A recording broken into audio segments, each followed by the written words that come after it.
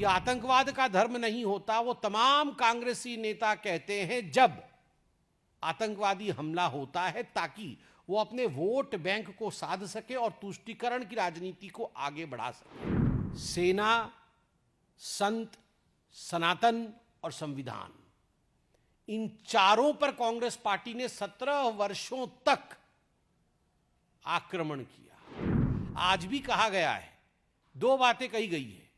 पहली बात कही गई है कि आतंकवाद का धर्म नहीं होता। ये जो आतंकवाद का धर्म नहीं होता, ये तकिया कलाम है तुष्टीकरण का। ये आतंकवाद का धर्म नहीं होता, वो तमाम कांग्रेसी नेता कहते हैं जब आतंकवादी हमला होता है ताकि वो अपने वोट बैंक को साध सके और तुष्टीकरण की राजनीति को आगे बढ़ा सके। और उसी सांस में, in the same breath, Prithviraj Chauhan कहते हैं आतंकवाद का धर्म तो नहीं होता है, कहना ही है तो आप कहो हिंदू आतंकी या सनातन आतंकी। वाह, आतंकवाद का धर्म नहीं होता मगर हिंदू आतंकी और सनातन आतंकी कहो, कहना ही है तो। आप याद करिए, सुशील कुमार शिंदे जी ने भगवा आतंकवाद कहा था उनके एक कॉन्क्लेव में, कांग्रेस पार्टी के एक बैठक में पहली बार भगवा आतंकवाद कहा था।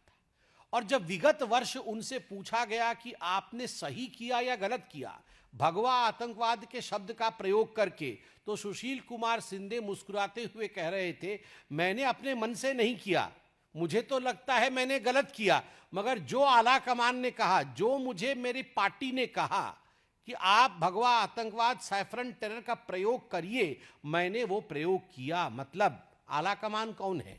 कांग्रेस पार्टी में आला कमान तो कोई और नहीं, एक ही आला कमान है, या यूं कहिए कमान में बहुत सारे आले हैं।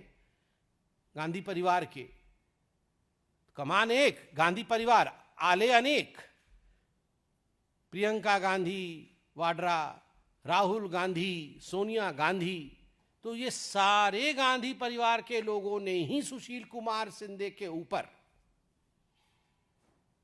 ये प्रेशर बनाया था कि आप भगवा आतंकवाद शब्द का प्रयोग करिए। और आज जो पृथ्वीराज चौहान कह रहे हैं, इसमें भी कोई दो मत नहीं है कि उनके आला कमान ने ही कहा होगा। अब एक वर्ष बाद वो जब किताब लिखेंगे तो उसमें आएगी ये बात कि मुझे भी कहा गया था कहने के लिए। और ये कांग्रेस पार्टी की पुरानी आदत है।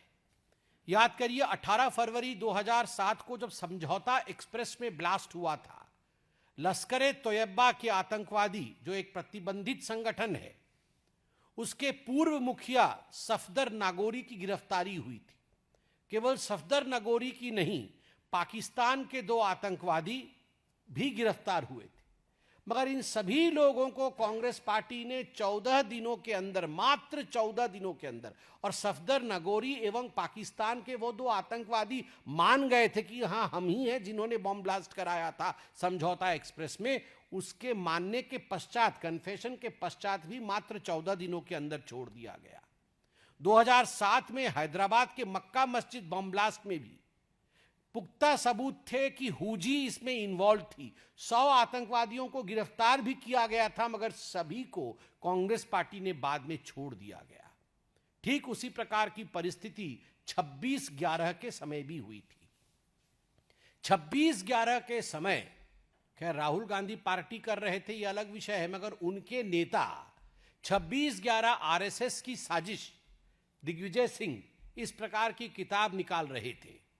कहीं ना कहीं पाकिस्तान को क्लीन चिट देने का काम कर रहे थे, आतंकियों को खुला छोड़ने का काम कर रहे थे।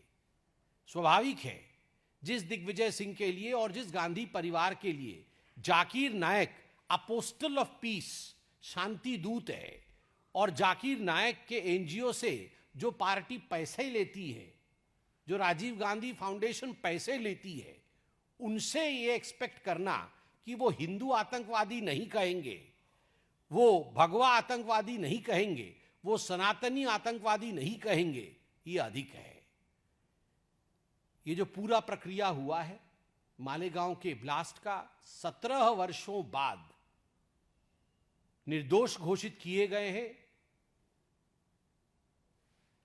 जो साथी निर्दोष घोषित किए गए हैं भारतवर्ष के, उनमें से एक सेना में है, उनमें से एक साध्वी है। सेना, संत, सनातन और संविधान, इन चारों पर कांग्रेस पार्टी ने 17 वर्षों तक आक्रमण किया। कांग्रेस पार्टी ने एक सुनियोजित ढंग से 17 वर्षों तक सेना, संत, सनातन और संविधान, इनके ऊपर निरंतर आक्रमण किया, मगर सत्यमेव जयते, अंत में सत्य की ही जीत होती है।